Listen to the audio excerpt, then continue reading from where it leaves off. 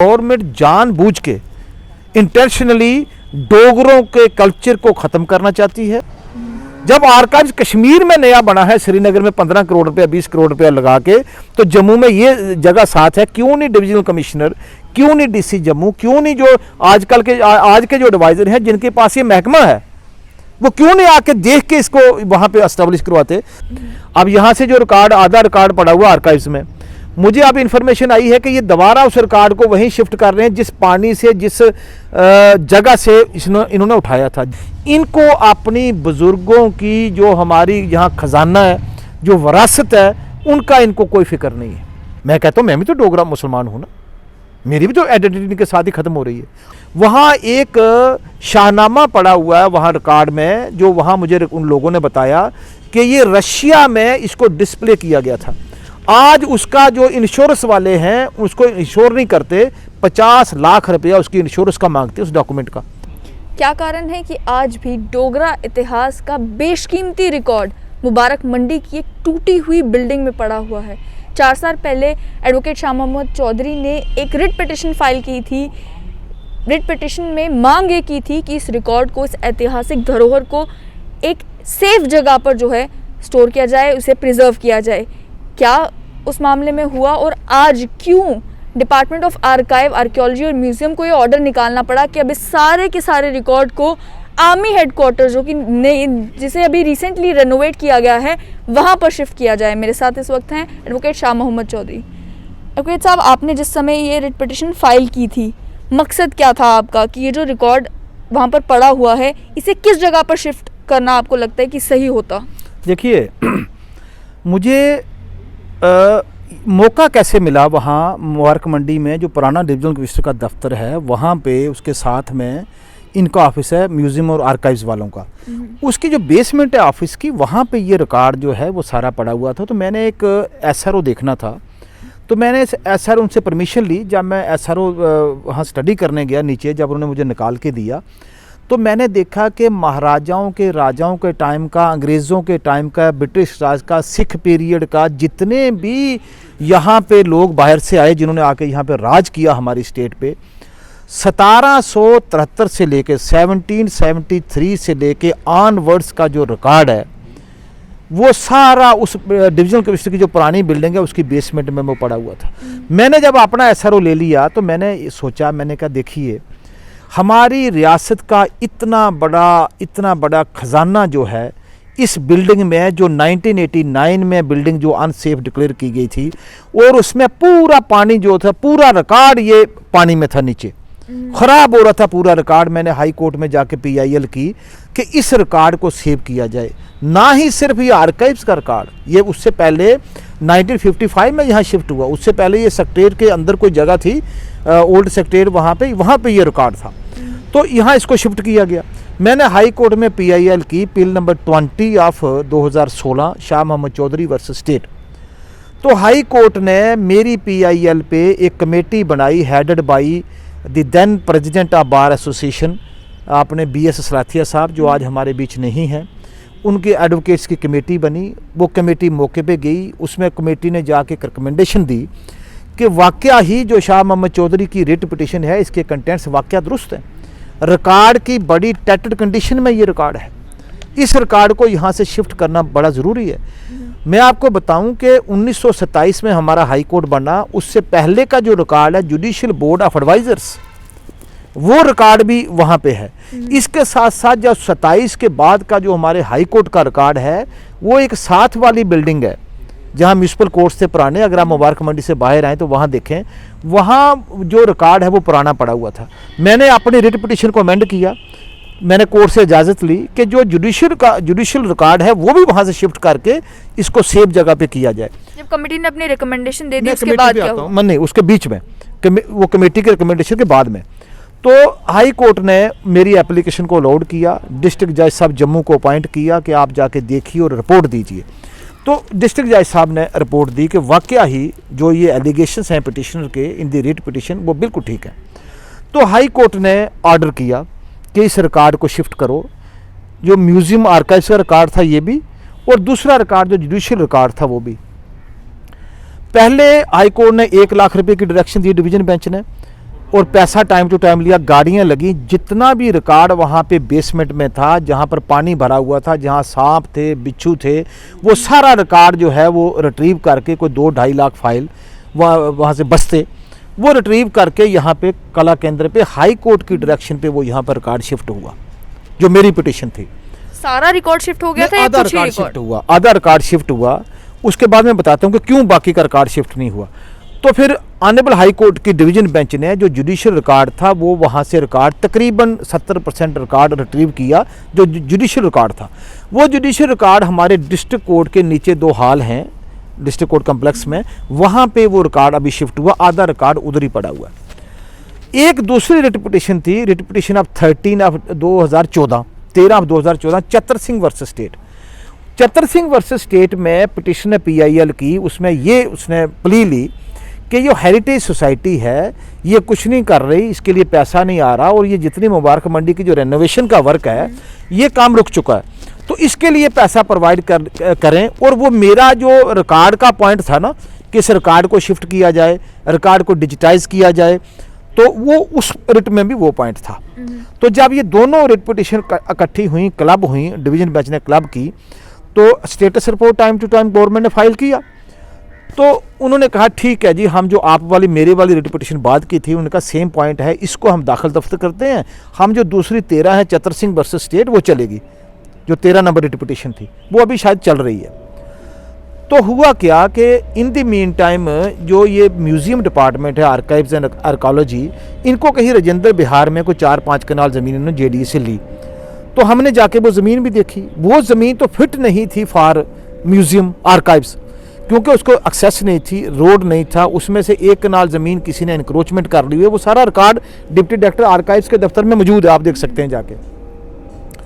तो जो कमेटी बनी हेडेड बाई सलाथिया साहब, तो उन्होंने रिपोर्ट दी कि बजाय राजेंद्र बाजार के बनाने में यूनिवर्सिटी के सामने जो सेंट्रल स्टोर है MM कॉलेज के सामने, यहाँ पे बड़ा big chunk of land available है, यहाँ पे बनाइए, क्योंकि यहाँ यूनिवर्सिटी नज़दीक है, यहाँ कॉलेजेस नज़दीक है, रेलवे स्टेशन नज़दीक है, एयरपोर्ट नज़दीक है।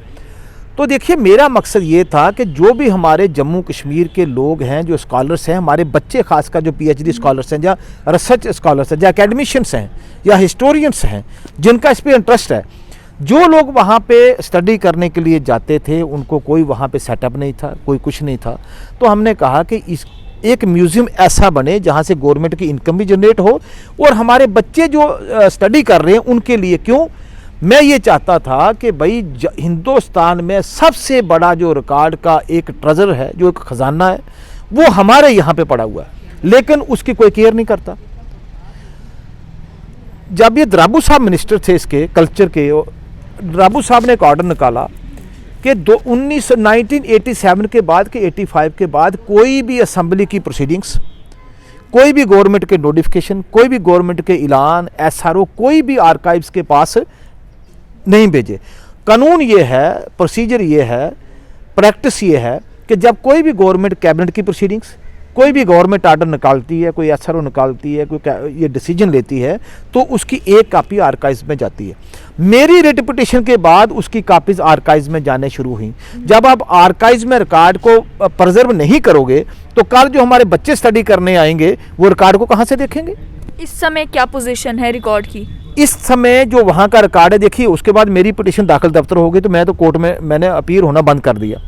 अब यहाँ से जो रिकॉर्ड, आधा रिकॉर्ड पड़ा हुआ आर्काइव्स में, मुझे अब इन्फॉर्मेशन आई है कि ये दोबारा उस रिकॉर्ड को वहीं शिफ्ट कर रहे हैं जिस पानी से, जिस जगह से इन्होंने उठाया था। जब पूरा हेरिटेज वहाँ से ख़त्म हो गया, उसकी रेनोवेशन हो रही है, तो ये सरकार का इतना बढ़िया, ये रिकॉर्ड सरकार का नहीं है, ये सरकार की जिम्मेदारी तो है, ये रिकॉर्ड लोगों का है। ये रिकॉर्ड जो है ये हमारे जम्मू कश्मीर के जो शहरी हैं, जो यहाँ लोग हैं, ये इनके बुजुर्गों का रिकॉर्ड है। मैं आपको बताऊं कि आप जहाँ जाके देख सकते हैं कि वहाँ ब्रिटिश का रिकॉर्ड है। महाराजाओं के जो पोर्ट्रेट्स हैं वो नीचे ज़मीन पे पड़े हुए हैं। जो ये बसोली के रुमाल वगैरह और जितना भी वहाँ पे मटेरियल है, वो सारा ऐसे टैटेड कंडीशन में है, डिकेइंग कंडीशन में है, उसकी कोई केयर नहीं। जो इनको करते हुए एंटी टर्माइट नहीं दिया जाता। वहाँ एक शाहनामा पड़ा हुआ है वहाँ रिकॉर्ड में, जो वहाँ मुझे उन लोगों ने बताया कि ये रशिया में इसको डिस्प्ले किया गया था। आज उसका जो इंश्योरेंस वाले हैं उसको इंश्योर नहीं करते, 50 लाख रुपया उसकी इंश्योरेंस का मांगते हैं उस डॉक्यूमेंट का। और वो डॉक्यूमेंट क्या है? वो डॉक्यूमेंट है कि जब एक प्रिंस जो होता है, जब वो महाराजा राजा बनता है, एक जो महाराजा राजकुमार है, तो उसको जो ट्रेनिंग दी जाती है वो ईरान के किसी शाहनामा उसने लिखा हुआ है किसी बादशाह ने, तो उसकी ट्रेनिंग दी जाती है, उसके बाद वो आगे चलते हैं। आज उस रिकॉर्ड की बहुत बुरी हालत है। हमारे जम्मू के लोगों को या जितनी भी यहाँ पॉलिटिकल पार्टीज़ हैं या सोशल एक्टिविस्ट हैं, जो ऑर्गेनाइजेशंस हैं, आपने रोज़ बरोज़ देखा होगा कि वो नारे लगा रहे हैं जिंदाबाद मुर्दाबाद, ये होना चाहिए वो नहीं होना चाहिए।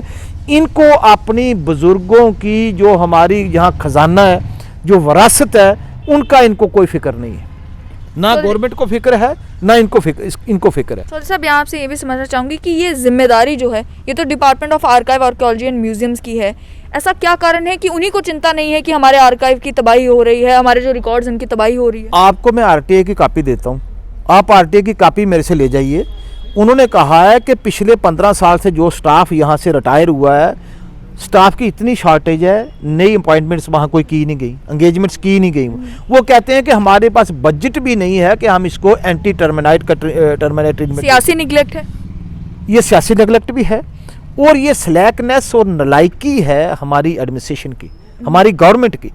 मैं आपको बताऊं कि श्रीनगर में लाल बाजार के श्रीनगर के सामने जहाँ ये जो पहला ओल्ड सेक्रेटेरिएट है, वहाँ पे 15 करोड़ लगा के आर्काइव्स म्यूजियम की बिल्डिंग बनी है, आर्काइव्स की, आर्कियोलॉजी की, 15 करोड़ रुपया लगा के। और कश्मीर में हमारा जितना रिकॉर्ड था महाराजाओं का, अंग्रेज़ पीरियड का, जैसे मैंने कहा चक्स का, मुगल्स का, ब्रिटिशर्स का, सिख उनका, जितने भी यहाँ पर ट्रैवलर्स आए, जो जितने जहाँ पर महाराजे आए या राजे आए बाहर के जिन्होंने राज किया है, उनका रिकॉर्ड उन्होंने कश्मीरियों ने बड़े तरीके से प्रिजर्व करके रख दिया।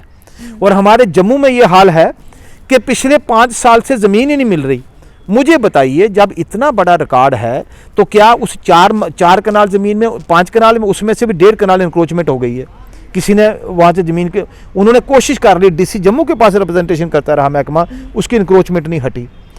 तो भाई यहाँ ज़मीन खाली पड़ी है यूनिवर्सिटी के सामने, कमेटी ने रिपोर्ट दी है वकीलों ने कि यहाँ this is a fit place for construction of museum and archaeology archives department.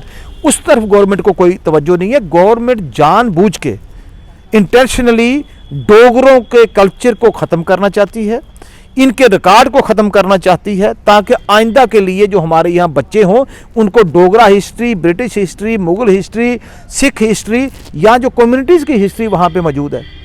देखिए, महाराजा की प्रजा सभा का रिकॉर्ड वहाँ पे मौजूद है, कॉन्स्टिट्यूएंट असेंबली का रिकॉर्ड वहाँ पे मौजूद है, और गवर्नमेंट उसको समझती है जैसे ये कुछ हुआ ही नहीं। पूरे हिंदुस्तान में जाके देखिए, आप हैदराबाद में चले जाइए, दिल्ली में चले जाइए, आप चंडीगढ़ में चले जाइए, आर्काइव्स वालों ने इतना रिकॉर्ड ज़बरदस्त गवर्नमेंट ऑफ इंडिया ने प्रिजर्व करके रखा हुआ है। पैसा किसने देना है? जो म्यूजियम बनेगा, जो आर्काइव्स की बिल्डिंग बनेगी, जो रिकॉर्ड प्रिजर्व होगा, जो इंफ्रास्ट्रक्चर क्रिएट होगा, वो तो पैसा गवर्नमेंट ऑफ इंडिया देगी। इस समय जो डिसीजन लिया गया है कि ये जो सारा रिकॉर्ड है इसे आर्मी हेडक्वार्टर्स की बिल्डिंग में शिफ्ट किया जाएगा, उसे आप कैसे देखते हैं? इन्होंने तो ये भी कहा था कि हाई कोर्ट ने इनको कहा था आप सूटेबल बिल्डिंग देखिए, जब तक ये बिल्डिंग नहीं बन जाती। मैं कहता हूँ कि कला केंद्र जो है वहाँ जाइए, आप जाकर रिकॉर्ड देखिए, वहाँ से 1000 टाइम ये यहाँ पे रिकॉर्ड प्रिजर्व अच्छा किया हुआ है। और यहाँ जो स्कॉलर जाते हैं उनके लिए कुर्सियाँ लगी हैं, वहाँ पर बैठते हैं, उनका आदमी है वो रिकॉर्ड देख के उनको देता है।